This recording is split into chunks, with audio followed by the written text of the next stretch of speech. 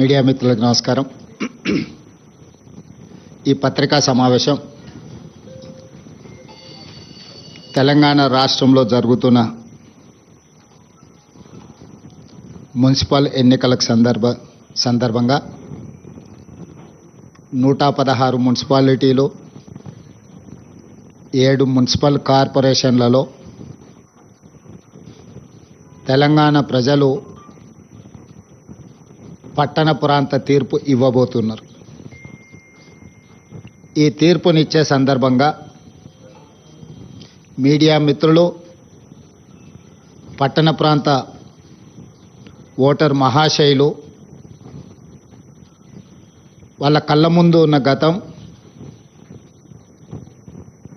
వాళ్ళ భవిష్యత్తును ఆలోచన చేసుకొని అంచనా వేసుకొని తీర్పునివ్వాల్సిందిగా ఓటర్లకు నేను విజ్ఞప్తి చేస్తున్నా. ఈ సందర్భంగా ఈ ఎన్నికల బరిలో ప్రధానంగా త్రిముఖ పోటీ జరుగుతుంది. ఈ త్రిముఖ పోటీలో కేంద్రంలో అధికారంలో ఉన్న భారతీయ జనతా పార్టీ, గత 10 సంవత్సరాలు తెలంగాణ రాష్ట్రంలో అధికారంలో ఉన్న బీఆర్ఎస్, అదేవిధంగా ఈనాడు అధికారంలో ఉన్న కాంగ్రెస్ పార్టీ మధ్యలో దాదాపుగా త్రిముఖ పోటీ జరుగుతూ ఉన్నది.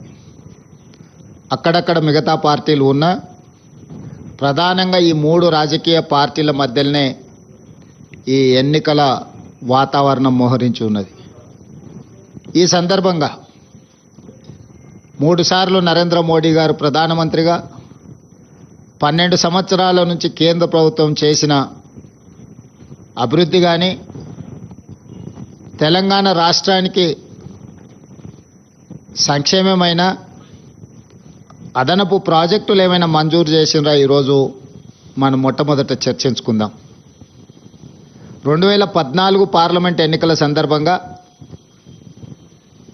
ఆనాటి గుజరాత్ ముఖ్యమంత్రి నరేంద్ర మోడీ గారు మహబూబ్నగర్ జిల్లా ఎన్నికల ప్రచారంలో పాలమూరు రంగారెడ్డి ఎత్తిపోతల ప్రాజెక్టును జాతీయ ప్రాజెక్టుగా చేసి అత్యంత వెనుకబడిన ప్రాంతం వలసల జిల్లా మహబూబ్నగర్ జిల్లాకు ప్రతి ఎకరాకు నీళ్ళు ఇస్తామని చెప్పి నరేంద్ర మోడీ గారు స్పష్టంగా వారే స్వయంగా హామీ ఇవ్వడం జరిగింది. 12 సంవత్సరాలు 3 సార్లు మోడీ గారు ప్రధానమంత్రి అయినా మొన్న పార్టీ జాతీయ అధ్యక్షుడు మహబూబ్నగర్ జిల్లాకు వచ్చినప్పుడు మా నాయకుడు ప్రధానమంత్రి నరేంద్ర మోడీ గారు మీకు ఇచ్చిన హామీ ప్రకారము పాలమూరు రంగారెడ్డి ఎత్తిపోతల పథకాన్ని జాతీయ ప్రాజెక్టుగా చేస్తాము, కాబట్టి ఎన్నికల్లో మమ్మల్ని గెలిపించమని అడుగుతాడేమో అని నేను ఆశించిన. ఇచ్చిన హామీల గురించి ప్రస్తావించలేదు, కానీ మోడీ గారిని చూసి మాకు ఓటు వేయండి అని బీజేపీ జాతీయ అధ్యక్షుడు అడగడం జరిగింది. అదేవిధంగా మహారాష్ట్ర ముఖ్యమంత్రి ఫడ్నవీస్ గారు ఆదిలాబాద్ ప్రాంతంలో ప్రచారానికి వచ్చారు. ఎప్పటి నుండో కొన్ని దశాబ్దాలుగా ప్రాణహిత చేవెళ్ల ప్రాజెక్టుకు సంబంధించి తుమ్మిడిహెట్టి దగ్గర 152 మీటర్ల ఎత్తున ప్రాజెక్టు నిర్మించడం ద్వారా ఉమ్మడి ఆదిలాబాదు జిల్లాతో పాటు ఉమ్మడి రంగారెడ్డి జిల్లా వరకు గోదావరి నదీ జలాలను తరలించడానికి అవకాశం ఉంది. మహారాష్ట్రకు సంబంధించిన కొంత భూమి ముంపుకు గురవుతున్నది, కాబట్టి మేం పెద్ద మనసు వేసుకొని తెలంగాణ రాష్ట్రానికి సహకరిస్తాము. చాలా కాలంగా వాయిదా పడుతున్న ప్రాణహిత చేవెళ్ల ప్రాజెక్టును మీరు నిర్మించుకోండి. 152 మీటర్ల ఎత్తుతో మీరు నిర్మించుకుంటే మీ తెలంగాణ రాష్ట్రానికి ప్రయోజనం ఉంటుంది. మరీ ముఖ్యంగా ఆయన ప్రచారానికి వచ్చిన ఆదిలాబాదు జిల్లాకు 2,60,000 ఎకరాల సాగునీరు, తాగునీరు అందించడానికి ఉపయోగపడుతుంది. కాబట్టి మహారాష్ట్ర ప్రభుత్వం మీకు సంపూర్ణంగా సహకరించి ప్రాణహిత చేవెళ్ల ప్రాజెక్టును పూర్తి చేయడానికి మేము ముందుంటాము. కాబట్టి మా మోడీ గారిని, మా బీజేపీని చూసి ఓటు వేయండి అని ఫడ్నవీస్ గారు ఏమైనా మాట ఇస్తారేమో అని చూసిన. ఆయన ఇవ్వకపోను. గతంలో కొన్ని ప్రాజెక్టుల విషయంలో మహారాష్ట్ర భూమి ఇస్తే ఆ భూమికి నష్టపరిహారం కూడా ఇవ్వలేదు తెలంగాణ ప్రభుత్వం. తెలంగాణ ప్రజలు మమ్మల్ని మోసం చేసిండ్రు అని చెప్పి ఫడ్నవీస్ గారు మనల్ని అవమానించే విధంగా మాట్లాడి మనల్ని అవమానించి ఆ తర్వాత మాకు ఓటు వేయండి అని ఫడ్నవీస్ గారు అడగడం జరిగింది. అదేవిధంగా రెండోసారి బాధ్యత వహించిన కేంద్ర మంత్రిగా ఉన్న కిషన్ రెడ్డి గారు, రెండోసారి పార్లమెంట్ సభ్యుడిగా కేంద్ర మంత్రిగా పనిచేస్తున్న బండి సంజయ్ గారు గ్రేటర్ హైదరాబాద్ ఎన్నికల సందర్భంగా ఆనాడు వరదలలో హైదరాబాద్ మునిగి ఈ ప్రాంతంలో కార్లు, ఆటోలు, సైకిల్ మోటార్లు, పేదవాళ్ళ ఇళ్లల్లో ఉండే టీవీలు, ఫ్రిడ్జులు, నిత్యావసర వస్తువులన్నీ కూడా ఆనాడు నీట మునిగినాయి. ఆ ఎన్నికల సందర్భంగా కేంద్ర మంత్రి బండి సంజయ్ గారు మీకు కారు పోతే కారు ఇస్తాం, ఆటో పోతే ఆటో ఇస్తాం, సైకిల్ మోటార్ పోతే సైకిల్ మోటార్ ఇస్తాం, మీ ఇళ్లల్లో మునిగిపోయిన వంట సామాగ్రితో సహా టీవీలు, ఫ్రిడ్జులు కూడా అన్నీ మేము కేంద్రం నుంచి నరేంద్ర మోడీ గారిని అడిగి నిధులు తీసుకొచ్చి హైదరాబాదు నీట మునిగిన బాధితులను ఆదుకుంటాము అని చెప్పి బండి సంజయ్ గారు ప్రచారం చేసిండ్రు. ఈ ప్రాంత పార్లమెంట్ సభ్యుడు కేంద్ర మంత్రి కిషన్ రెడ్డి గారు వాటిని ఆమోదించారు.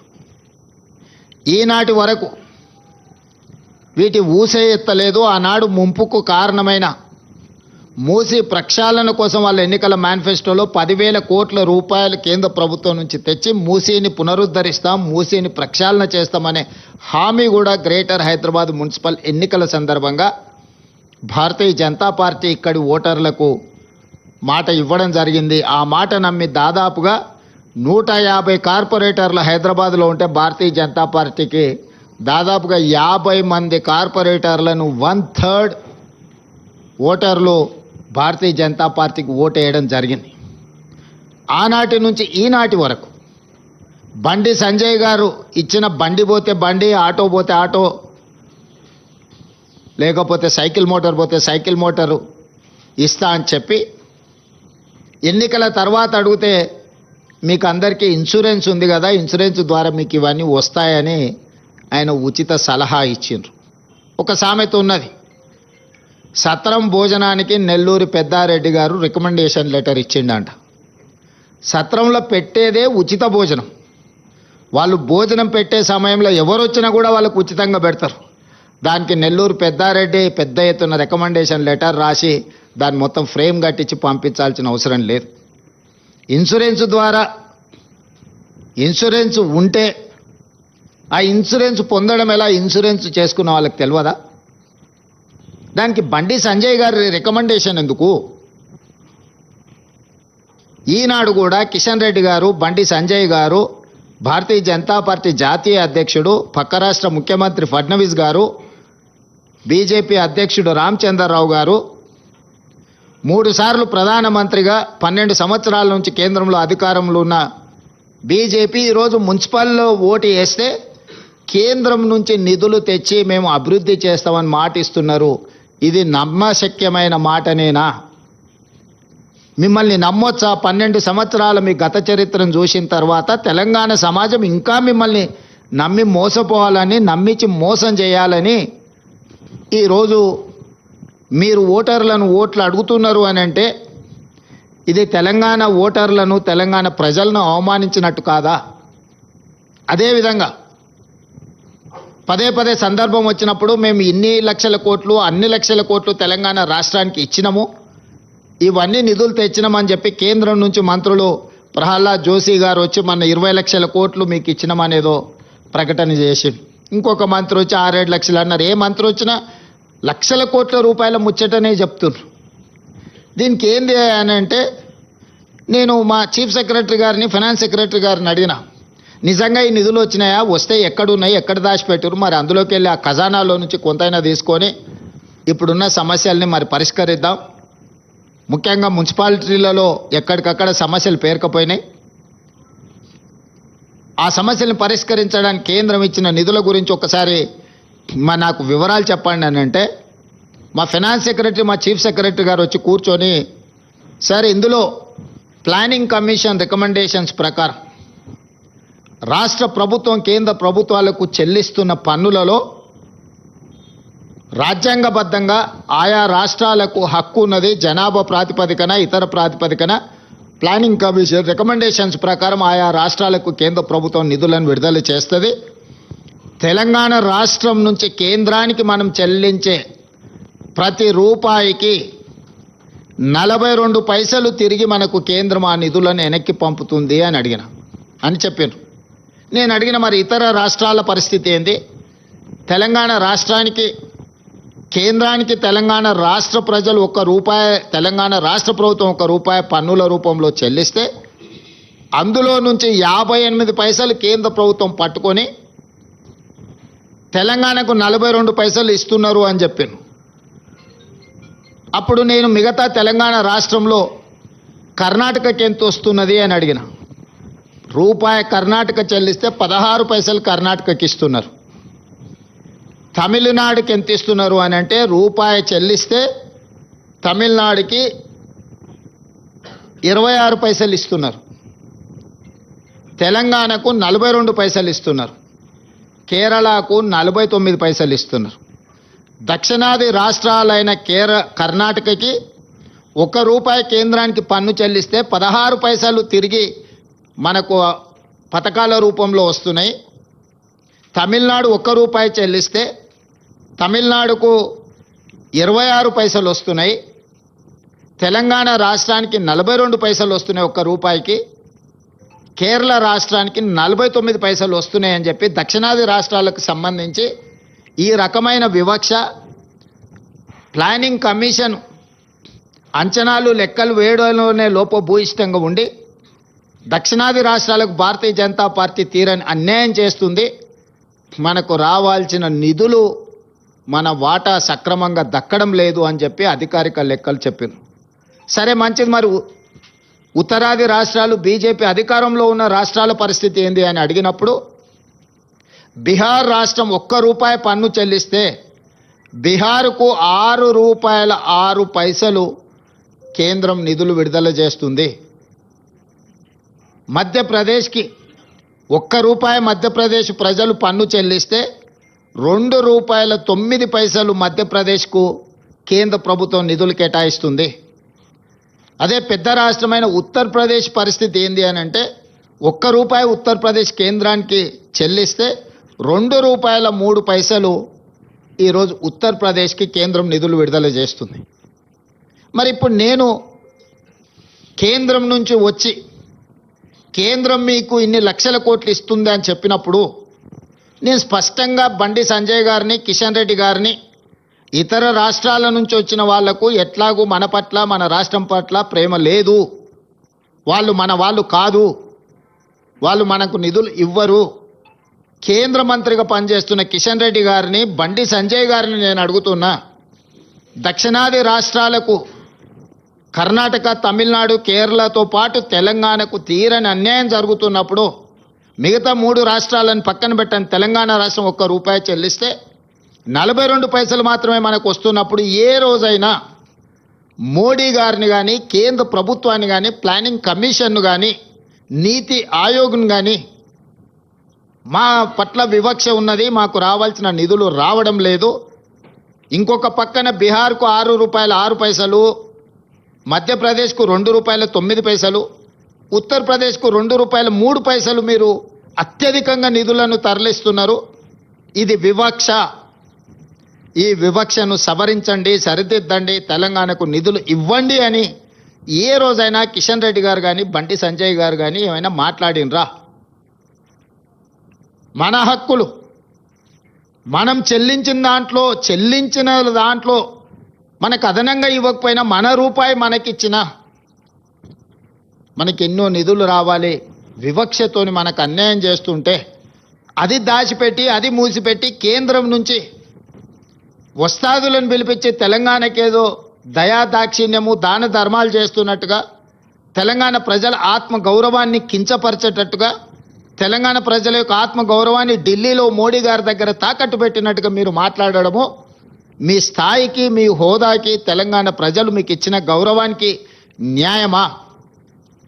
మీకు 8 పార్లమెంట్ సభ్యులు ఇస్తే మీరు తెలంగాణకు తీసుకొస్తున్నది ₹1 చెల్లిస్తే ఈరోజు 42 పైసలు. దీంట్లో ఇక్కడ కూడా నెల్లూరు పెద్దారెడ్డి రికమెండేషన్లు అవసరం లేదు. ప్లానింగ్ కమిషన్ క్యాలిక్యులేషన్స్ ప్రకారం ఇతర రాజ్యాంగబద్ధంగా కల్పించిన హక్కు ప్రకారము ఒక ప్రాతిపదికన లెక్కలేసి డెవల్యూషన్ ఆటోమేటిక్గా రాష్ట్రాలకు పంపిస్తారు. దీంట్లో ఎవ్వరేం చేసేది లేదు. ఆటో మోడ్ ఆటోమేటిక్గా నీకు రావాల్సింది వస్తుంది. దీంట్లో ఎవరి ప్రయత్నం కానీ ఎవరి ఆలోచన కానీ దాన్ని ఏదైనా పెంచాలంటే ప్రయత్నం చేయాలి. కానీ ఈ ఆటో మోడ్లో డెవల్యూషన్ ప్రకారం మనకు రావాల్సింది మనకు వస్తుంది. ఇందులో ఎవరు చేసింది లేదు, ఎవరు తెచ్చింది లేదు. మరి కేంద్ర ప్రభుత్వం నుంచి ఎట్లా తెచ్చుకోవాలని మీరు అడగవచ్చు. ఎస్, ఇన్కమ్ ట్యాక్స్ కానీ క్యాపిటల్ గెయిన్స్ కానీ ఇతర రూపాలలో కేంద్ర ప్రభుత్వమే డైరెక్ట్గా పన్నులు వసూలు చేస్తుంది దేశం మొత్తం. అందులో హయ్యెస్ట్ క్యాపిటల్ గెయిన్స్లో కానీ ఇన్కమ్ ట్యాక్స్లో కానీ ఇతర రకరకాల పన్నుల రూపంలో తెలంగాణ రాష్ట్రం కూడా అత్యధికంగా, డెవలప్డ్ స్టేట్స్ అయిన దక్షిణాది రాష్ట్రాలే ఈ దేశంలో అత్యధికంగా పన్నులు చెల్లిస్తున్నారు. అది కేరళ, తమిళనాడు, తెలంగాణ, ఆంధ్రప్రదేశ్, కర్ణాటకనే దాదాపుగా ఈ దేశంలో వసూలు చేసే పన్నుల్లో 40% పైగా కేవలం ఈ 4 రాష్ట్రాల నుంచే ఈరోజు మనం చెల్లిస్తున్నాము. అవి సరాసరి కేంద్ర ప్రభుత్వం దగ్గరికి వెళ్తాయి. కేంద్ర ప్రభుత్వ ఖజానాలో ఈ నిధులన్నీ ఉంటాయి. ఈ ఖజానాను మన దగ్గర వసూలు చేసిన ఇతర పన్నులు కేంద్ర వాటాలు పెట్టి కేంద్రము జాతీయ ప్రాజెక్టులుగా లేకపోతే కొన్ని ప్రాజెక్టులను కేంద్ర ప్రభుత్వమే అడాప్ట్ చేసుకొని లేకపోతే స్పెషల్ ప్యాకేజెస్ ఇతర రాష్ట్రాలకు ఇస్తుంటారు. కొన్ని రాష్ట్రాలకు అట్లా మీరు బీహార్కి ఇచ్చిండ్రు, లేకపోతే గుజరాత్కు తరలించకపోయారు ప్రాజెక్టులు, బుల్లెట్ ట్రైన్లు, లేకపోతే ఇతర విమానాశ్రయాలు, రకరకాల అభివృద్ధి కార్యక్రమాలన్నిటినీ ఇతర రాష్ట్రాలకే తీసుకెళ్ళిండ్రు. మెట్రో రైలు కానీ ఇతర ఏ ప్రాజెక్టులు చూసుకున్నా కేంద్ర ప్రభుత్వము తన యొక్క విచక్షణ అధికారాన్ని ఉపయోగించి మంజూరు చేసే ప్రాజెక్టు ఏదైనా తెలంగాణకి ఇచ్చిందా, ఆ విధంగా కేంద్ర ప్రభుత్వం యొక్క విజ్డమ్, కేంద్ర ప్రభుత్వం యొక్క విచక్షణ అధికారంతోనే తెలంగాణకి ఏదైనా జాతీయ ప్రాజెక్టుగా తీసుకొచ్చి ఉంటే అది వీళ్ళు తెచ్చినట్టు. పాలమూరు రంగారెడ్డి ఎత్తిపోతల జాతీయ ప్రాజెక్టు చేసిన ఉంటే వీళ్ళు తెచ్చినట్టు. మూసీ నదికి 10,000 20,000 కోట్ల రూపాయలు అదనంగా కేంద్ర ప్రభుత్వం నుంచి గ్రాంట్ తీసుకొస్తే తెచ్చినట్టు. హైదరాబాద్ మెట్రో విస్తరణకు కేంద్ర ప్రభుత్వమే ప్రాయోజిత కార్యక్రమంగా నిధులు ఇస్తే వచ్చినట్టు. ఈ విధంగా కేంద్ర ప్రభుత్వము చాలా ప్రాజెక్టులు ఇతర రాష్ట్రాలకు ఇచ్చింది. కానీ తెలంగాణకు ఏ ఒక్క ప్రాజెక్ట్ ఇవ్వకపోను గత ప్రభుత్వం, యూపీఏ ప్రభుత్వం ఇచ్చిన ఐటీఐఆర్ కారిడార్ను కూడా రద్దు చేసిండ్రు. సెమీ కండక్టర్ మనకు వచ్చింది ఆఖరి నిమిషంలో సంతకం పెట్టే సెమీ కండక్టర్ ప్రాజెక్టును కూడా హైదరాబాద్ నగరానికి మంజూరు అయిపోయి భూ కేటాయింపులు అన్నీ ఇచ్చిన తర్వాత ఆ ప్రాజెక్టును నరేంద్ర మోడీ గారు ఒత్తిడి చేసి ఆంధ్రప్రదేశ్కు పంపించిండు. కొన్ని పెట్టుబడులు తెలంగాణకు వస్తే తెలంగాణలో పెట్టుబడులు పెడతామని పూర్తిగా ఒప్పుకున్న తర్వాత ఆ ప్రాజెక్టులను గుజరాత్కు తరలించకపోయినారు. ఎక్కడైతే కేంద్ర ప్రభుత్వం తన విచక్షణ అధికారాన్ని ఉపయోగించి రాష్ట్రాలకు చేయాల్సిన పనులు, రైల్వే లైన్లు కానీ, నేషనల్ హైవేస్ కానీ, మెట్రో విస్తరణ కానీ, మూసీ నది లాంటి కీలకమైన ప్రాజెక్టులు కానీ, సాగునీటి ప్రాజెక్టుల్లో జాతీయ ప్రాజెక్టులు కానీ ఏ ఒక్కటి కూడా తెలంగాణ రాష్ట్రానికి ఇవ్వలేదు. గుజరాత్కు సబర్మతి నది రివర్ ఫ్రంట్కు నిధులు ఇస్తారు, ఉత్తరప్రదేశ్కు గంగా నది రివర్ ఫ్రంట్కు నిధులు ఇస్తారు, ఢిల్లీకి యమునా నది రివర్ ఫ్రంట్కు నిధులు ఇస్తారు, కుంభమేళాకు 1,000 కోట్ల రూపాయలు ఉత్తరప్రదేశ్కు నిధులు ఇస్తారు. తెలంగాణలో జరుగుతున్న గోదావరి పుష్కరాలు కానీ, సమ్మక్క సారలమ్మ జాతర కానీ, కృష్ణా పుష్కరాలకు కానీ ఏ కార్యక్రమాలకు కూడా దేవుడిని నమ్మినము, దేవుడినే మేము అత్యంత ప్రాధాన్యత ఇస్తామంటే భద్రాచలంలో రాముడికి మందిరం లేదా? సమ్మక్క సారలమ్మ గిరిజనుల దేవతలు లేరా? బాసర మందిరం లేదా? వేములవాడ రాజన్న మందిరం లేదా? వీటికి ఏమైనా ప్రత్యేకంగా కిషన్ రెడ్డి గారు, బండి సంజయ్ గారు మీరు ప్రాతినిధ్యం వహిస్తున్న ప్రాంతాలలో ₹1 అయినా కేంద్రం నుంచి నరేంద్ర మోడీ గారు ఒక ప్రత్యేకమైన ప్యాకేజ్ మనకి ఇచ్చిండు, ఈ 12 సంవత్సరాలలో ఈ నిధులు తెచ్చినామని ఏదైనా చెప్పగలరా?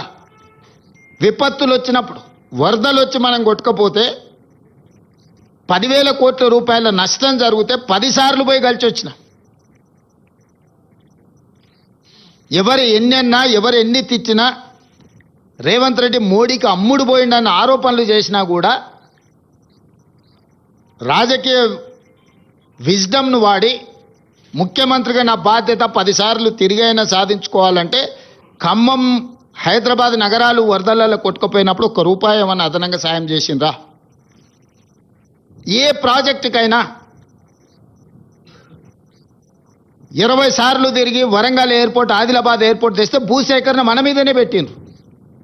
100 కోట్లు నేను నిధులు ఇచ్చి భూమి సేకరణ ఇచ్చి భూమి వాళ్ళకి ఇచ్చిన. ఇప్పుడన్నా వరంగల్ ఎయిర్పోర్ట్ కట్టండి. తెలంగాణకు ఉన్నది ఒకే ఒక్క ఎయిర్పోర్ట్ శంషాబాద్. మీరు ఆంధ్రప్రదేశ్లో తీసుకోండి, కర్నూలు ఉంది, కడపలు ఉంది, తిరుపతిలో ఉంది, పుట్టపర్తిలో ఉంది, విజయవాడలో ఉంది, రాజమండ్రిలో ఉంది, వైజాగ్లో ఉంది. ఇంకా నిన్నమన్న అదనంగా ఒక పక్కనున్న ఆంధ్రప్రదేశ్లో 7-8 ఎయిర్పోర్ట్లు ఉన్నాయి. కర్ణాటకలో మహారాష్ట్రలో అసలు లెక్క పెట్టనన్ని ఎయిర్పోర్ట్లు ఉన్నాయి. మొత్తం తెలంగాణ రాష్ట్రానికి ఉన్న ఏకైక ఎయిర్పోర్టు శంషాబాద్ ఎయిర్పోర్టు. ఉన్నం బేగంపేట ఎయిర్పోర్టును కూడా మూసేపించిండ్రు. ఇవాళ బేగంపేటలో అసలు ఫ్లైట్లు దిగడానికే లేదని ఆర్డర్స్ ఇచ్చారు. ఇంత పెద్ద తెలంగాణ రాష్ట్రము ఇంత ఆదాయాన్ని కేంద్ర ప్రభుత్వానికి ఇస్తున్నప్పుడు కిషన్ రెడ్డి గారు, బండి సంజయ్ గారు 12 సంవత్సరాలల్లా మీరు ఒక్కసారైనా ఈ తెలంగాణ రాష్ట్రాన్ని అత్యంత వేగంగా అభివృద్ధి చేద్దాము, దీనికి మేము మోడీ దగ్గర నిధులు తెస్తామని మీరు ఏదైనా బాధ్యత తీసుకున్నారా?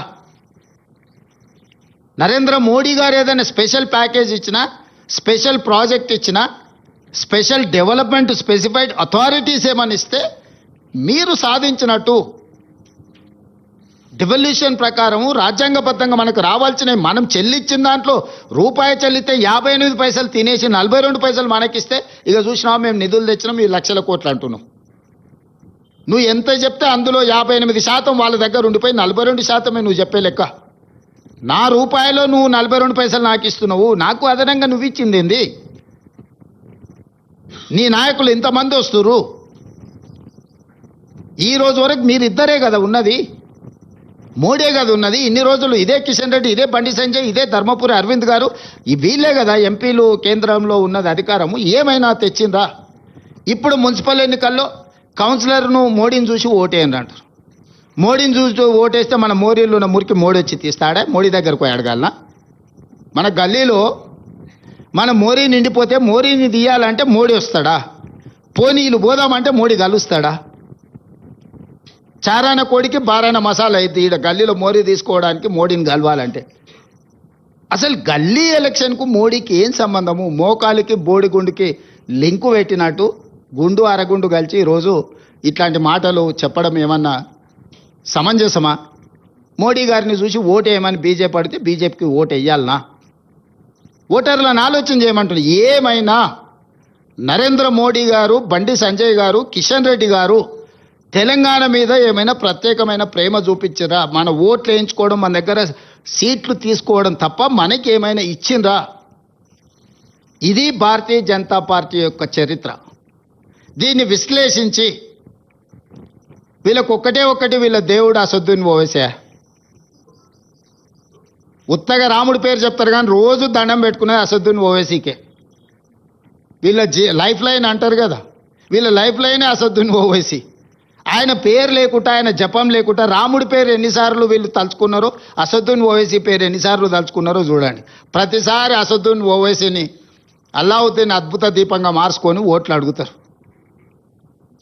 మరి అన్ని మీ ప్రభుత్వాలే ఉన్నాయి కదా. అసదుద్దీన్ ఓవైసీ ఇంత దుర్మార్గుడు అయినప్పుడు మీరు ఎందుకు అతన్ని నియంత్రించలేకపోతున్నారు? ప్రజాస్వామ్యంలో ఏఐఎంఐఎం కూడా ఒక రాజకీయ పార్టీ ఎన్నికల్లో పోటీ చేస్తున్నారు. గెలిచిన దగ్గర వాళ్ళు గెలిచిండ్రు, ఓడిన దగ్గర ఓడినరు. వాళ్ళు గుజరాత్లో పోటీ చేసిరు, ఉత్తరప్రదేశ్లో పోటీ చేసిరు, బీహార్లో పోటీ చేసిరు, మన వెస్ట్ బెంగాల్లో కూడా పోటీ చేసి 5 సీట్లు గెలిచారు. వాళ్ళు కూడా ఒక రాజకీయ సంస్థ, ఒక రాజకీయ పార్టీ.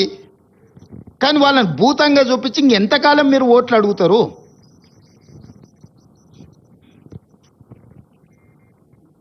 కాబట్టి కేవలం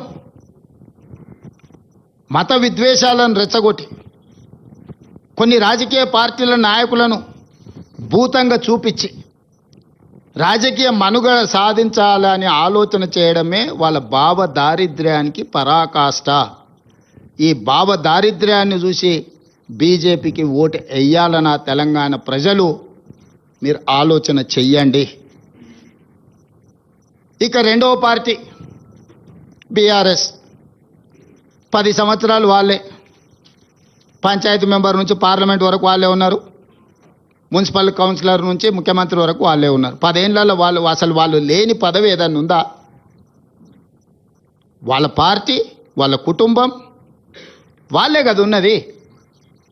ముఖ్యమంత్రి కేసీఆర్, మున్సిపల్ శాఖ మంత్రి కేటీఆర్ గారు, వార్డు మెంబర్ నుంచి పంచాయతీ మెంబర్ నుంచి పార్లమెంట్ వరకు అందరూ. వాళ్ళ నుంచి గెలవకపోయినా అభివృద్ధి జరగాలంటే మా పార్టీలో చేరాలని ఉన్నోళ్ళందరినీ వాళ్ళే కలుపుకున్నారు. ఇప్పుడు 116 మున్సిపాలిటీలు, 7 మున్సిపల్ కార్పొరేషన్లు నాకు తెలిసి 99% వాళ్ళ చేతుల్లో. ఎవ్వరు రెండో పార్టీ లేదు 2 సార్లు, ఇంక్లూడింగ్ గ్రేటర్ హైదరాబాద్. 10 సంవత్సరాలు మీరే ఉంటే మున్సిపాలిటీలో ఈరోజు సమస్యలు ఉన్నాయి, ఈ సమస్యలు పరిష్కరించడానికి మాకు ఓటేయండి అని అడుగుతారేంది? అసలు ఇది ఎక్కడి విచిత్రం? ఎక్కడి విచిత్రం ఇది?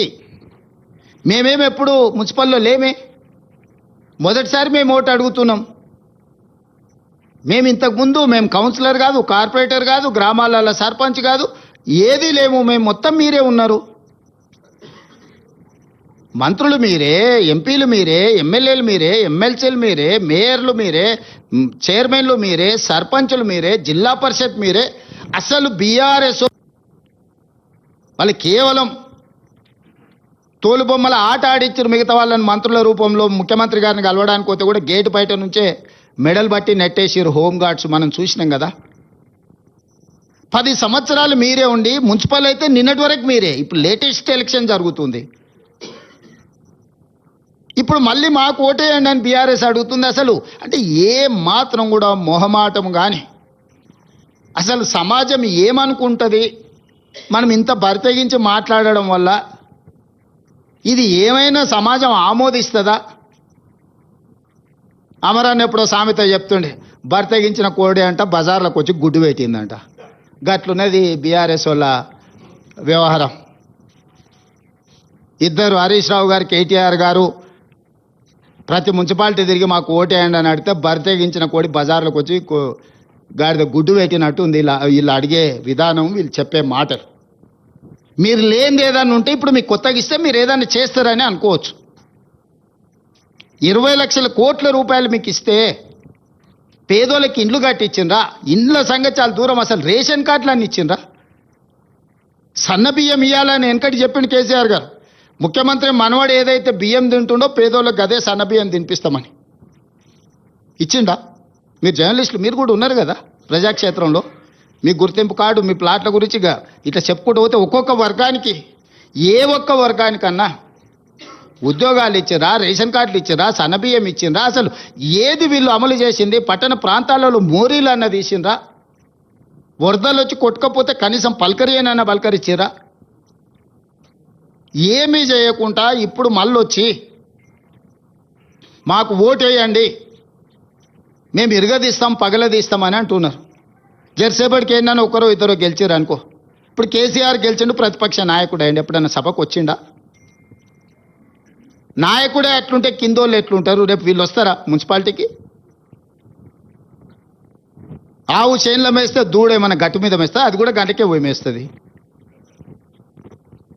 25 నెలలో 26 నెలలు అయింది. జీతభత్యాలు తీసుకుంటుండు, ప్రతిపక్ష హోదా తీసుకున్నాడు, క్యాబినెట్ ర్యాంక్ పవర్ ఎంజాయ్ చేస్తున్నాడు, ప్రభుత్వం నుంచి అన్ని వసతులు పొందుతున్నాడు. ఒక్కసారి కూడా సభకు రాలే. ఒక్క సమస్య మీద చంద్రశేఖరరావు గారు ప్రతిపక్ష నాయకుడిగా పని చెయ్యలేదు. ఇది మీ కళ్ళ ఎదుటనే జరుగుతున్న విషయం కదా. మిగతా వాళ్ళు వచ్చినా కూడా సభను ఎట్లా నడవకుండా అడ్డుకోవాలనే ప్రయత్నం చేస్తున్నారు తప్ప సభలు ఏమన్నా విషయాలు ప్రస్తావించారా? ఇన్నిసార్లు శాసనసభ జరిగితే రేపు మున్సిపాలిటీలో అప్పితప్పి ఆడొగరు ఈడొగరు ఎవరైనా కౌన్సిలర్లు, కార్పొరేటర్లు గెలిస్తే వీళ్ళు ఆ మున్సిపాలిటీలలో జరిగే అభివృద్ధికి వీళ్ళు సహకరిస్తారా?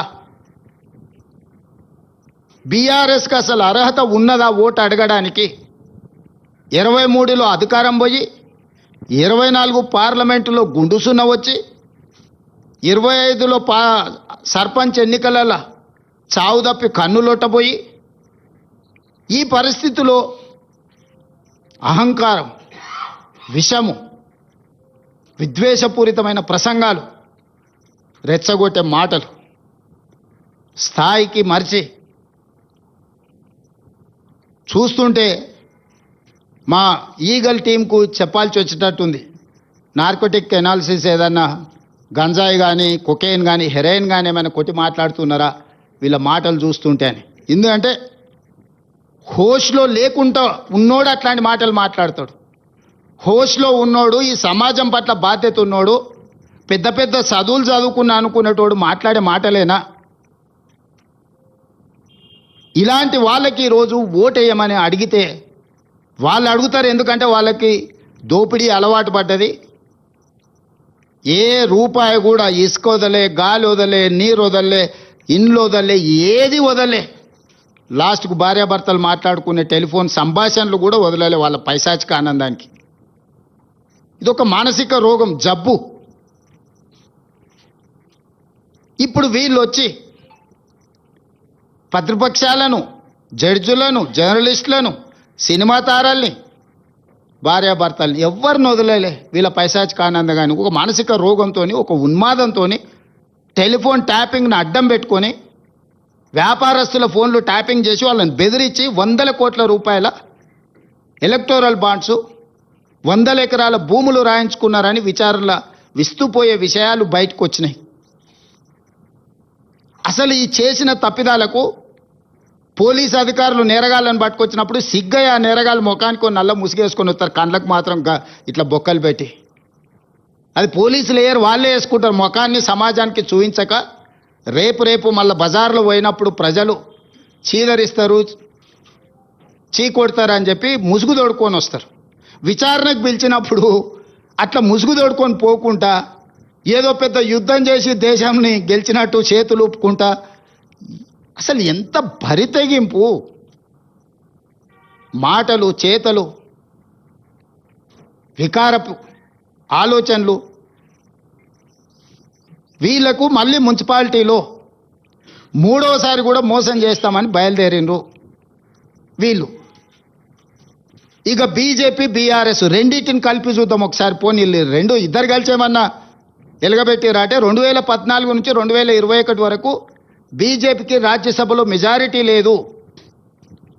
ఏ బిల్లు వచ్చినా రాజ్యసభలో ఓటు వస్తే జోగిన్పల్లి సంతోష్రావు గారు స్పెషల్ ఫ్లైట్లో పోయి రైతు వ్యతిరేక నల్ల చట్టాలు తీసుకొచ్చినప్పుడు ఓటేసింది.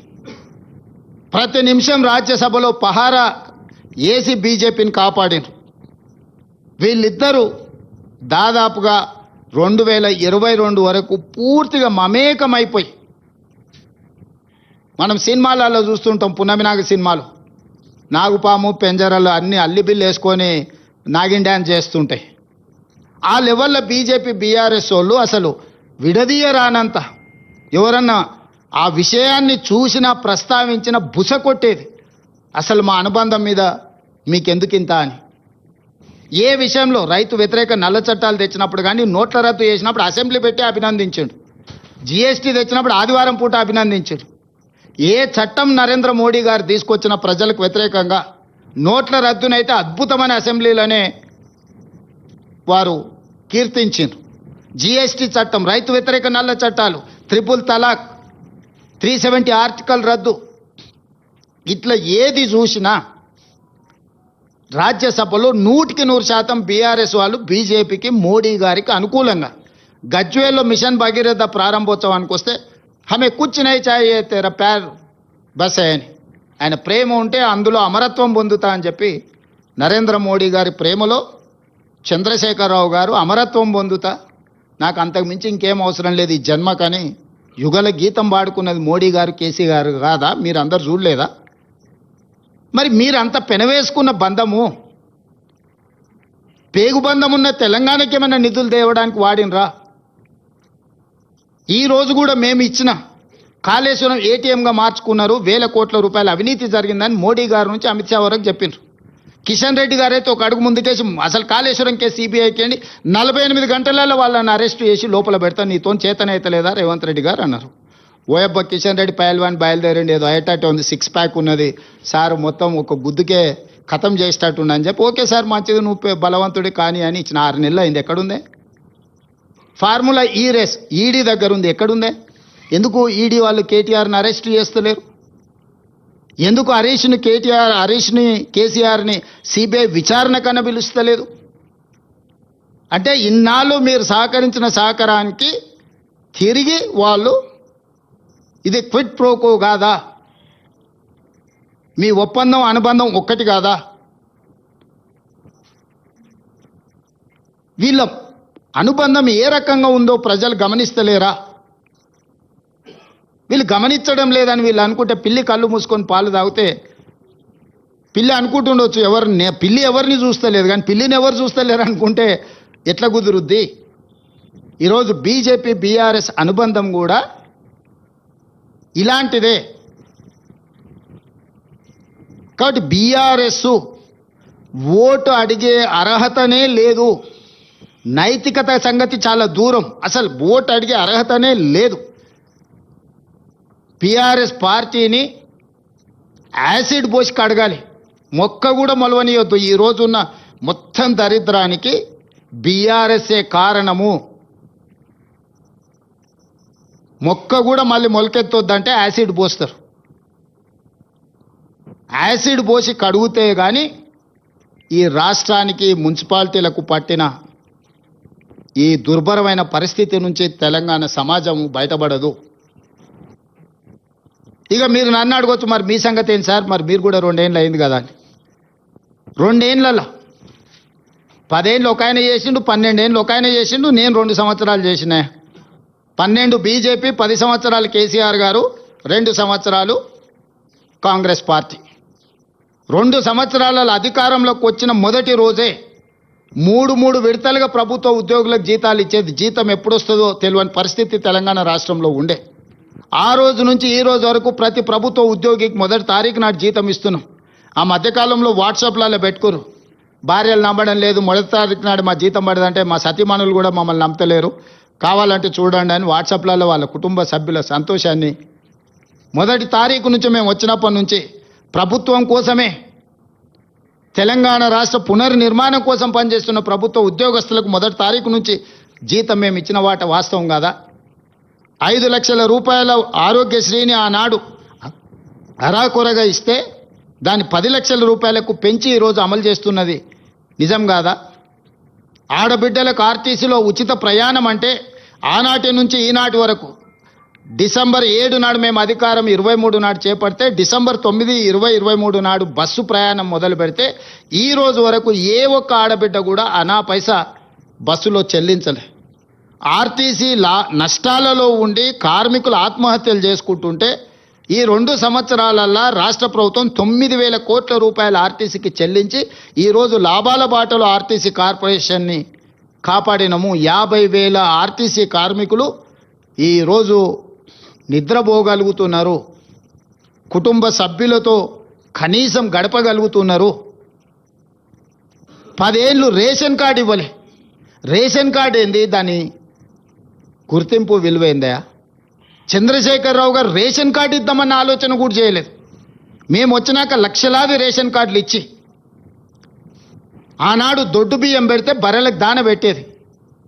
3,17,00,000 మందికి ఈరోజు తెలంగాణ రాష్ట్రంలో 3,78,00,000 జనాభా ఉంటే అందులో 3,17,00,000 మందికి ఈరోజు సన్న బియ్యము 6 కిలోలు ప్రతి వాడికి ఈరోజు ఆకలి తీరుస్తుంది మా ప్రభుత్వము. 500 రూపాయలకు సిలిండర్ ఇచ్చినము. ఆడబిడ్డలకు రాష్ట్రంలో ఉచిత బస్సు ప్రయాణానికి 9,000 కోట్ల రూపాయలు చెల్లించినము. వ్యవసాయానికి 1,15,000 కోట్ల రూపాయలు ఖర్చు పెట్టినము. 25,35,000 మంది రైతులకు 21,000 కోట్ల రూపాయలు 2 లక్షల ప్రకారం రైతు రుణమాఫీ చేసినము. 1,00,000 రూపాయలని 14లో, 1,00,000 రూపాయలని 18లో 2 సార్లు హామీ ఇచ్చి 4 విడతలని మిత్తి కూడా కట్టలేకపోయాడు చంద్రశేఖరరావు. రైతు భరోసా 9 రోజుల్లోనే 9,000 కోట్ల రూపాయలు ఖాతాలేసి రైతులకు ఒక భరోసా కల్పి హైయెస్ట్ భారతదేశంలో వరి ఉత్పత్తి చేస్తున్న తెలంగాణ రాష్ట్రం. చివరి గింజ వరకు కొనడమే కాకుండా సన్న వడ్లకు 500 రూపాయల బోనస్ ఇచ్చి ఈరోజు ఈ రాష్ట్రంలో అత్యధికంగా వరి ధాన్యాన్ని ఉత్పత్తి చేస్తున్న రాష్ట్రము దేశంలోనే తెలంగాణ నెంబర్ 1. ఇవాళ పూర్తి స్థాయిలో రైతులు పండించిన పంటను కొని 48 గంటల్లోనే వాళ్ళ ఖాతాలు వేస్తున్నాం. అంతకుముందు తడి పేరు మీద తాలు పేరు మీద క్వింటాల్కి 10 కిలోలు దండి కొట్టేది. ఇవాళ ఎవరన్నా ధైర్యం చేస్తుండ్రా? ఎక్కడైనా ఫిర్యాదు ఉన్నదా? ఆనాడు డబుల్ బెడ్రూమ్ ఇండ్లని ఊరిచ్చిండు. ఇందిరమ్మ ఇండ్లు 70 ఇండ్లు. ఈ 70 ఇండ్ల కొడుకు కోడలు ఉంటే ఆడుంటారు, బిడ్డ అల్లుడు పండగకు వస్తే ఆడవంటారు, కోడి పిల్లను కుక్క పిల్లను ఉంటే ఏడగట్టేసుకుంటారు అని అద్భుతంగా పిట్టకథలు చెప్పగలిగాడు. ఎవరికైనా ఇచ్చిండా? 2014 నుంచి 2014 వరకు 10 సంవత్సరాలలో ఆనాడు వైఎస్ రాజశేఖర రెడ్డి గారు కాంగ్రెస్ పార్టీ 25 లక్షల ఇందిరమ్మ ఇండ్లు తెలంగాణలో పేదలకు ఇచ్చిండ్రు. మరి 2014 నుంచి 2024 వరకు చంద్రశేఖరరావు గారు ఏమి ఇచ్చిండ్రు? సంవత్సరానికి 2 లక్షల ఇండ్లు ఒకవేళ కట్టుంటే కూడా ఎక్కువ కూడా అక్కర్లేదు, 20 లక్షల ఇండ్లు పేదవాళ్ళకు వచ్చి ఉండేటివి. ఎవరికైనా ఇండ్లు ఇచ్చిండా? మేము వచ్చిన ఎంబడే నియోజకవర్గానికి 3500 ఇండ్ల ప్రకారం 4,50,000 ఇందిరమ్మ ఇండ్లు, ప్రతి పేదవాడికి ఇల్లు మంజూరు అయితే 5 లక్షల రూపాయలు నగదు పని అయిన ఎంబడే ఖాతాలో పడేటట్టు. ఎక్కడైనా ఇందిరమ్మ ఇండ్ల దళారులు కానీ చేతివాటం కానీ ఎక్కడైనా కనిపించిందా? ఎక్కడైనా చిన్నదేనన్నా ఉంటే కూడా ఎంబడే వాళ్ళను ఉద్యోగాల నుంచి తొలగించిన చరిత్ర ఉంది. ఇందిరమ్మ ఇండ్లలో ఎక్కడైనా లోపం ఉందా? నోటిఫికేషన్లు ఇవ్వాలి, పరీక్షా పత్రాలు జిరాక్స్ సెంటర్లో అలా అమ్మాలి. ఎప్పుడైనా పోటీ పరీక్షలు చేసిండా? 2011లో గ్రూప్ 1 నియామకం జరిగితే 2026 వరకు అసలు నియామకాలు జరగలే. మళ్ళీ మేము వచ్చిన తర్వాతనే నోటిఫికేషన్ ఇచ్చి group 1, group 2, group 3, group 4, teachers, police 2 ఏళ్లలో 70,000 ప్రభుత్వ ఉద్యోగాలు ఇచ్చినాం. మొత్తం ప్రతి ప్రభుత్వ ఉద్యోగం మేము ఇచ్చిన వాళ్ళ లిస్ట్ అంతా రిలీజ్ చేస్తాం. మీరు లెక్క పెట్టుకొని అసెంబ్లీలో మొత్తం కాగితాలు తీసుకొచ్చి పెడతా. ఎన్ని కట్టలైనా సరే డిజిటల్ మాన్యువల్ మొత్తం ఇస్తా. స్కూల్స్ డైట్ ఛార్జెస్ పెంచలేదండి. పిల్లలకు అరాకలతో చచ్చిపోతుంటే 40% డైట్ ఛార్జెస్ పెంచిన, 200% కాస్మెటిక్ ఛార్జెస్ పెంచిన. Young India integrated residential schools 20,000 కోట్లతో పనులు ప్రారంభించుకున్నాం. యంగ్ ఇండియా స్కిల్స్ యూనివర్సిటీ పెట్టుకున్నాం, యంగ్ ఇండియా స్పోర్ట్స్ యూనివర్సిటీ పెట్టుకున్నాం. ఈరోజు స్కూల్స్లో మొత్తం ప్రక్షాళన చేసి ఫేషియల్ రికగ్నైజేషన్ సిస్టమ్ తీసుకొచ్చి టీచర్లను పిల్లల్ని సమన్వయం చేసుకొని ముందుకు వెళ్తున్నాం. ఇట్లా ఒక్కొక్క శాఖలో ప్రక్షాళన చేసుకుంటూ ఒక పక్కన సంక్షేమం, రెండో పక్కన అభివృద్ధి. మోడీ గారు ఇచ్చినా ఇవ్వకపోయినా మూసీ రివర్ ఫ్రంట్ ఈరోజు మనం కట్టుకుంటున్నాం. మెట్రో సహకరించినా సహకరించకపోయినా మనం విస్తరణ చేసుకుంటున్నాం. రీజనల్ రింగ్ రోడ్డు మీరు ఇస్తే ఇచ్చిండ్రో లేకపోతే లేదు అని మనం నిర్మాణం చేసుకోవడానికి సన్నాహకాలు ఏర్పాటు చేసినాం. చిన్న చిన్న కాలనీలు లేకపోతే ఫైనాన్షియల్ ఏరియా డిస్ట్రిక్ట్స్ కాకుండా కంప్లీట్గా ఒక సిటీనే ఈరోజు భారత్ ఫ్యూచర్ సిటీని మనం నిర్మించుకుంటున్నాం. ఈరోజు గ్లోబల్ సమ్మిట్ చేసుకున్నాం. ఇవి పక్కన పెట్టండి. 100 సంవత్సరాల బీసీ కులగణన ఎవరైనా చేసిరా అండి? 100 సంవత్సరాల సమస్యకు భారతదేశంలోనే తలమానికంగా ఈరోజు social economic education employment political and caste survey చేసి దేశానికే ఆదర్శంగా నిలబడి బీసీ జనాభాను లెక్కలేసి ఫిబ్రవరి 4, 2024లో మొదలుపెట్టి ఫిబ్రవరి 4, 2025లో కంప్లీట్ చేసి సోషల్ జస్టిస్గా ఫిబ్రవరి 4ని మనం అఫీషియల్గా డెడికేట్ చేసుకున్నాం. ఇవాళ బలైన వర్గాలు వాళ్ళ లెక్కలు వాళ్ళు తేలిన సంతోషంలో లేరా? మాదిగా ఉపకులాల వర్గీకరణ 40 సంవత్సరాల నుంచి రావణ కాష్టంగా మండుతుంటే దేశంలోనే మొట్టమొదటి రాష్ట్రంగా వర్గీకరణ సమస్యకు శాశ్వత పరిష్కారం చూపిస్తే ఈరోజు బుడగ జంగాల నుంచి అత్యంత వెనుకబడిన మాదిగా ఉపకులాలు ఈరోజు డాక్టర్లుగా, ఇంజనీర్లుగా, ఈరోజు గ్రూప్ 1 ఆఫీసర్లుగా సెలెక్ట్ అయినరు. ఈ సమస్యకు మేము పరిష్కారం చూపించలేదా? 100 సంవత్సరాల బీసీ కులగణనకు శాశ్వత పరిష్కారం చూపించినాము, 40 సంవత్సరాల ఎస్సీ వర్గీకరణకు శాశ్వత పరిష్కారం చూపించినాము. సంక్షేమంలో మేము ఇచ్చిన ప్రతి మాట నిలబెట్టుకోవడానికి శాయశక్తుల ప్రయత్నం చేస్తున్నాము. తెలంగాణ రాష్ట్రాన్ని ప్రపంచంతోనే పోటీ పడే విధంగా ఈరోజు అభివృద్ధి పదం వైపు నడిపిస్తున్నాము. 2 సంవత్సరాలనే ఇన్ని చేయగలిగినాము. 12 ఏళ్ళు ఏలినోడు మమ్మల్నే తిడతాడు, 10 సంవత్సరాలు దోసుకున్నోడు మమ్మల్నే తిడతాడు. మమ్మల్ని కాదని వాళ్ళకు ఓటేయమంటారు. అందుకే ఓటర్లకు నేను స్పష్టంగా విజ్ఞప్తి చేస్తున్నా. 12 సంవత్సరాల మోడీ గారి పరిపాలన, 10 సంవత్సరాల చంద్రశేఖరరావు గారి దోపిడీని, 2 సంవత్సరాల మా సంక్షేమాన్ని అభివృద్ధిని బేరీజు వేసుకొని మీరు తీర్పు ఇవ్వండి. ఈరోజు రాష్ట్రంలో అధికారంలో ఉన్నది ప్రజాపాలన. ఈరోజు మేము నిధులు ఇవ్వాలన్నా, గల్లీలలో అభివృద్ధి జరగాలన్నా, సంక్షేమాన్ని గల్లీలకు చేర్చాలన్నా అక్కడ మట్టికెళ్ళిన ఇంటివాడే వెళ్ళాలన్నట్టు అక్కడ మనవాడే ఉండాలి. సమన్వయం చేసుకొని నేను ఎందుకు చెప్తున్నట్టే, శాసనసభలో చంద్రశేఖరరావు గారు ప్రధాన ప్రతిపక్ష నాయకుడిగా తన బాధ్యతను తను నెరవేర్చినుంటే ఆ పార్టీ ప్రతిపక్షంలో కూడా ప్రజల పక్షాన మాట్లాడుతుంది, ప్రజల పక్షాన కొట్లాడుతుంది. కాబట్టి కొంతమంది గెలవనియండి అని అనేవాని. వాళ్ళు విధ్వంసం చేయడమే, అడ్డుకోవడమే, ఎక్కడికక్కడ అభివృద్ధిని నియంత్రించడమే కార్యక్రమంగా పెట్టుకొని గ్రూప్ 1లో కోర్టులో పిటిషన్లు వేస్తే హైకోర్టు చెంప చెల్లుమనిపించింది. బీసీలకు స్థానిక సంస్థలలో 42% రిజర్వేషన్లు ఇస్తే కోర్టులో పిటిషన్ వేసి కొట్టేపించారు. ఇప్పుడు బీఆర్ఎస్ వాళ్ళు ఆ పిటిషనర్కి వాళ్ళ టికెట్ ఇచ్చిండ్రు. రంగు బయటపడ్డది కదా, ఎవరు అడ్డుకున్నారో. మన సర్పంచ్ల 49.83% బీసీలకు మేము సర్పంచ్లు ఇచ్చినాం. ఇవాళ కౌన్సిలర్లు, కార్పొరేటర్లు 61% ఇచ్చినాం. పార్టీ పరంగా ఇచ్చినాం. చట్టంలో అవకాశం లేకపోతే స్వీయ నియంత్రణ పెట్టుకొని పార్టీ కమిట్మెంట్తో ఈరోజు 61% కౌన్సిలర్లు, కార్పొరేటర్లు బీసీలకు ఇచ్చినాం. ఇది మా కన్విక్షన్, ఇది మా కమిట్మెంట్, ఇది మా అప్రోచ్. కాబట్టి 3 పార్టీలను సంపూర్ణంగా విశ్లేషించండి. ఒకే ఒక్క రోజు, రేపు మిగిలింది 10 తారీఖు. 24 గంటల్లో మీ భవిష్యత్తు నిర్ణయం జరగబోతుంది. మీ గల్లీలో మీ సమస్యలు పరిష్కారం కావాలంటే ఎవరు పరిష్కరించగలరో, ఎవరు అభివృద్ధి చేయగలరో ఆలోచన చేయండి, విశ్లేషించండి. ఢిల్లీ నుంచి మోడీ గారు మన గల్లీలో మోరీ తీయడానికి వస్తారా? ఫామ్ హౌస్లో ఉన్న కేసీఆర్ గారు మన నీటి సమస్యను, మన కరెంటు సమస్యను పరిష్కరిస్తాడా? ఈరోజు ఉపన్యాసాలు ఇస్తున్న హరీష్ రావు గారు, కేటీఆర్ గారు నిన్నటి వరకు వాళ్ళే మంత్రులు కదా, వాళ్ళ దగ్గరనే ఆర్థిక శాఖ, వాళ్ళ దగ్గరనే మున్సిపల్ శాఖ, వాళ్ళ దగ్గరనే ప్రభుత్వం ఉన్నది కదా, వాళ్ళ కుటుంబం చేతిలోనే తెలంగాణ రాష్ట్రం అంతా బందీగా ఉన్నది కదా. కాబట్టి ఈ సందర్భంగా ప్రశాంతంగా ఆలోచన చేసి తెలంగాణ సమాజానికి ఏది మేలో మీరే ఆలోచన చెయ్యండి. ఈరోజు మీరు ఎన్నుకోబోయే వాళ్ళు 5 సంవత్సరాల మీ భవిష్యత్తును వాళ్ళ చేతిలో పెట్టబోతున్నారు. మీరు ఎవరికి మీ ప్రతినిధిగా బాధ్యత ఇవ్వబోతున్నారో మీరు ఆలోచన చేసి మంచి నిర్ణయం తీసుకోండి.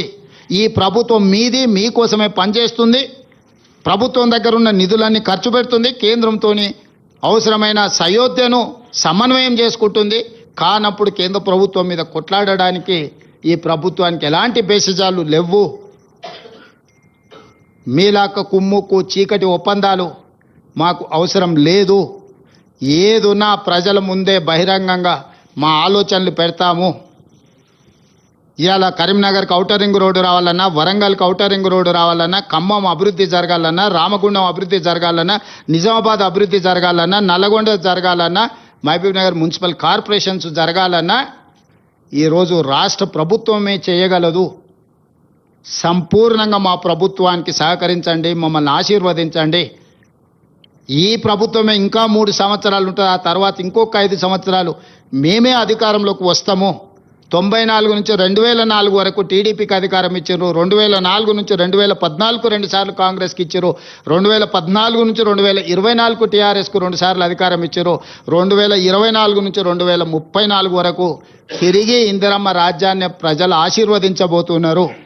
కాబట్టి చిన్న చిన్న భావోద్వేగాలతో ఆలోచన చేసి ఇతరులకు ఓటు వేయకండి, దానివల్ల ప్రయోజనం ఉండదు. ఈ ప్రభుత్వాన్ని ఆశీర్వదించండి. అభివృద్ధి చేసే బాధ్యత నేను తీసుకుంటా. ముఖ్యమంత్రినే కాదు, మున్సిపల్ మంత్రిని కూడా నేనే. కాబట్టి ఈచ్ మున్సిపాలిటీకి ఒక కాంప్రహెన్సివ్ మాస్టర్ ప్లాన్ తయారు చేస్తా. ఈచ్ మున్సిపల్ కార్పొరేషన్కి ఒక కాంప్రహెన్సివ్ మాస్టర్ ప్లాన్ చేస్తాను. నేనే స్వయంగా పర్యవేక్షించి మీ ప్రాంతాన్ని అభివృద్ధి చేస్తా. మీ నీటి సమస్యను, మీ మురుగునీటి సమస్యను, మీ కరెంటు సమస్యను, మీ రోడ్ల సమస్యను వీటన్నిటిని పరిష్కరిస్తా. మీకు సంక్షేమాన్ని అమలు చేస్తా. మీకు ఇందిరమ్మ ఇండ్లు మంజూరు చేస్తా. ఇవన్నీ చేసే బాధ్యత నేనే తీసుకుంటా. ముఖ్యమంత్రిగా, మున్సిపల్ మంత్రిగా తెలంగాణ ప్రజల్ని నిండు మనసుతో ఆశీర్వదించాల్సిందిగా కోరుకుంటూ మీ అందరి దగ్గర సెలవు తీసుకుంటున్నా. ఉన్నట్టే ఉన్నది సురేష్, నువ్వేం టెన్షన్ తీసుకోకు. ఈ దేశానికి ప్రధానమంత్రి బడాబాయ్, ప్రతి ముఖ్యమంత్రి ఆయనకు చోటాబాయ్.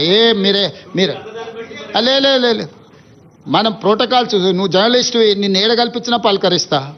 ఎందుకు పలకరియను? నువ్వు టీ న్యూస్ ప్రతినిధి అయినా నీ ఫేస్లో కేసీఆర్ను చూడను కదా, జర్నలిస్టునే చూస్తా కదా. సేమ్ ప్రధానమంత్రి కూడా, మోడీ గారు ప్రధానమంత్రి కాబట్టి అతను బడాబాయ్ అందరు ముఖ్యమంత్రులకు. బిగ్ బ్రదర్ అంటారు ఇంగ్లీష్లో. ఇక నాకు వచ్చిన భాషలో హిందీలో చెప్పిన. మీ సార్ అంతా ఇంగ్లీష్ నాకు రాదు.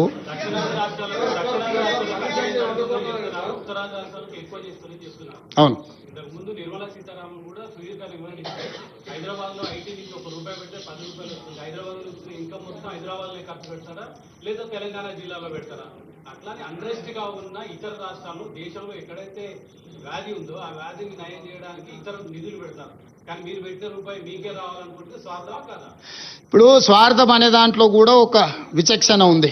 నేను అందుకే చెప్పిన, మీరు డెవల్యూషన్ ప్రకారం ఇచ్చేది వేరు, మీరు స్పెషల్ ప్యాకేజీలు, స్పెషల్ ప్రాజెక్ట్స్ ఇచ్చేది వేరు.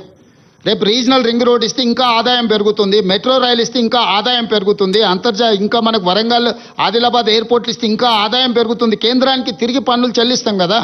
ఇండస్ట్రియల్ పార్కులు ఇస్తే, సెమీ కండక్టర్ తెలంగాణకి ఇస్తే కేంద్రానికి ఆదాయం పెరుగుతుంది కదా. అక్కడెందుకు వివక్ష చూపిస్తుండ్రు? Yes, I do agree. కానీ క్రమశిక్షణ పాటించిన రాష్ట్రాలను మీరు శిక్షించకూడదు. ఫ్యామిలీ ప్లానింగ్ అనేది కేంద్ర ప్రభుత్వం యొక్క విధానం. దాన్ని మనం క్రమశిక్షణతో అమలు చేసినందుకు మమ్మల్ని శిక్షించకూడదు. అందుకే నీతి ఆయోగ్ మీటింగ్లో నేనేం చెప్పిన, సుప్రీంకోర్టు ఏం అబ్జర్వేషన్ ఇచ్చింది? 50% మెరిట్, 50% డిజబిలిటీ. 50% డిజబిలిటీ మీద నిర్ణయించండి, 50% మెరిట్ మీద నిర్ణయించండి అని సుప్రీంకోర్టు జడ్జిమెంట్లు ఇస్తుందా? Including political reservation, including education reservation, including employment reservation. Same thing, క్రమశిక్షణతో నిధులను, పన్నులు చెల్లిస్తున్న వాళ్ళకు 50% విధానం తీసుకోండి. డిజబిలిటీని 50% తీసుకోండి. మొత్తం డిజబిలిటీ తీసుకుంటే మరి క్రమశిక్షణతో నువ్వు శిక్షిస్తే మనం ఎందుకుంటాం? వాళ్ళకు 3 అంతలు, 200% 300% ఇస్తున్నావు. నువ్వు 42% గురించి ఆలోచన చేస్తున్నావు. ఇప్పుడు మున్సిపల్ ఎన్నికలు, ఇక తిట్లకు ప్రజలు ఆల్రెడీ సమాధానం చెప్పారు, సమాధి కట్టారు కదా. ఇక అట్లేం లేదు, అందరూ అంతే. ఏ గల్లీకి ఆ గల్లీ నిర్ణయం అయింది. రాహుల్,